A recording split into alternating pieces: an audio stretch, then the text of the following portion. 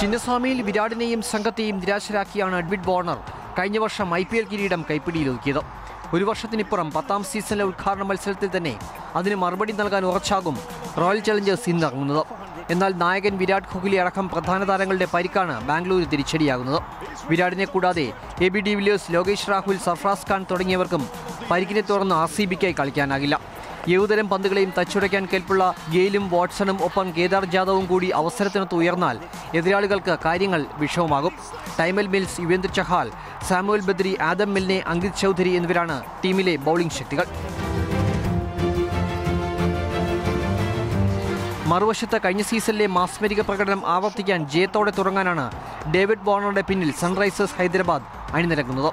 ബാറ്റിംഗിൽ നായകന്റെ പരിചയസമ്പന്നതയിൽ തന്നെയാണ് ടീമിന്റെ പ്രതീക്ഷ. ഒപ്പം വെടിക്കെട്ട് ബാറ്റിംഗിന് കെൽപ്പുള്ള ശിഖർ ധവാനും യുവരാജ് സിംഗും കൂടി എത്തുമ്പോൾ ബാറ്റിംഗിൽ ടീം ശക്തരെന്ന് വേണം കരുതാൻ. ഒപ്പം മൊയ്സസ് Henriques, Kane Williamson, നമാനോജ, Deepak Hooda എന്നിവരുടെ പരിചയസമ്പന്നതയും. കളിയുടെ ഏത് ഘട്ടത്തെയും പന്തുകൊണ്ട് തിരിക്കാൻ കെൽപ്പുള്ള നെഹ്റയും ഭുവനേശ്വർ കുമാറും ബരീന്ദർ സ്രാനും അണിനിരക്കുമ്പോൾ RCBക്ക് കാര്യങ്ങൾ അത്ര എളുപ്പമാകില്ല. ഹൈദരാബാദിലെ രാജീവ് ഗാന്ധി അന്താരാഷ്ട്ര സ്റ്റേഡിയത്തിൽ ബോളിവുഡ് താരങ്ങൾ അണിനിരക്കുന്ന വർണ്ണാഭമായ ഉദ്ഘാടന ചടങ്ങുകൾക്ക് ശേഷമാകും 10ാം പൂരത്തിന് തുടക്കമാകുക. Sports desk, Mathrubhumi news.